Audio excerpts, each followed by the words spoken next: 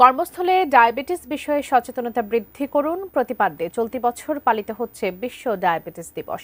এই রোগটিতে আক্রান্ত বিশ্বের প্রায় ৫৯ কোটি মানুষ। ডায়াবেটিস নিজে না মারলেও ঘরের শত্রু হয়ে এসে বিকল করে যায় শরীরের প্রায় প্রতিটি অঙ্গকে। তাই একে নিয়ন্ত্রণে নেই সচেতনতার বিকল্প। ডায়াবেটিস এক নীরব মহামারী। যদিও সচেতনতা, শৃঙ্খলা আর জীবনধারার পরিবর্তনই নিয়ন্ত্রণে আনতে পারে এই ঘাতক রোগকে। দিবস উদযাপনে থাকে নানা আয়োজন। সকালে রাজধানীর হাতিরঝিলের অ্যাম্ফি থিয়েটার প্রাঙ্গণে ডায়াবেটিস প্রতিরোধ ও নিয়ন্ত্রণে সচেতনতা বৃদ্ধির লক্ষ্যে হাফ ম্যারাথনের আয়োজন। ৯০ মিনিটের এ হাঁটা দৌড়ে বার্তা পৌঁছানোর চেষ্টা ডায়াবেটিস প্রতিরোধের।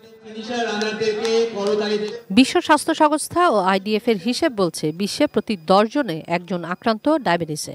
বর্তমানে বাংলাদেশে ১,৩৮,০০,০০০-এরও বেশি লোক ডায়াবেটিসে আক্রান্ত বলে ধারণা করা হয়। তবে ডায়াবেটিস হয়েছে তা জানেনই না অর্ধেকেরও বেশি লোক। যে মায়েদের গর্ভকালীন মায়ের যে বাচ্চা, এদেরও পরবর্তীতে ডায়াবেটিস হওয়ার ঝুঁকি অনেক বেশি থাকে।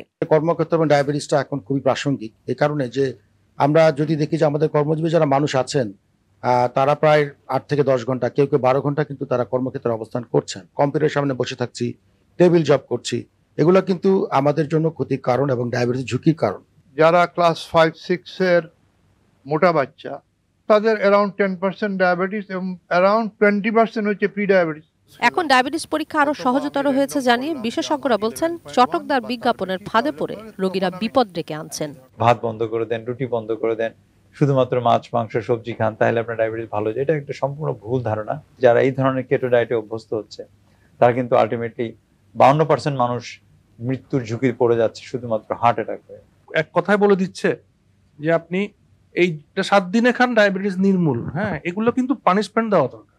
এগুলো একটা অ্যাটেম্প টু মার্ডার হিসেবে আমার মনে হয় বিবেচনা করা উচিত। নীরব খাত ডায়াবেটিসের বয়স কমেছে উল্লেখ করে বিশেষজ্ঞরা বলছেন ৪০ নয়, এখন বয়স ৩৫ হলেই উচিত ডায়াবেটিস হয়েছে কিনা তা পরীক্ষা করা। সবকিছু মিলিয়ে আমাদের ডায়াবেটিসের বয়স দিন দিন কমে যাচ্ছে। IDF তারাও বলেছে যে এখন 35 ইয়ার্স এর পরে ইউনিভার্সাল স্ক্রিনিং, সবাইকে স্ক্রিনিং করতে হবে। ডায়াবেটিক রেটিনোপ্যাথি প্রায় 20%, এমনকি ডায়াবেটিক কিডনি ডিজিজ আমরা যেটা আগে এত ছিল না, গড় আয়ু বাড়ার ফলে, যার ফলে যতদিন ডায়াবেটিক নিয়ে একটা মানুষ থাকবে এবং যত তার কন্ট্রোল কম থাকবে সে তত কমপ্লিকেশনে ভুগবে। খাদ্যাভ্যাস পরিবর্তন ও নিয়মিত শরীর চর্চা করলে ৭০% ক্ষেত্রে ডায়াবেটিস প্রতিরোধ সম্ভব। তবে এই জন্য সবচেয়ে বেশি জরুরি সচেতনতা। আমাদের গভর্নমেন্ট লেভেলে অনেক জায়গায়। কিশোর জাহান, ATN নিউজ, ঢাকা।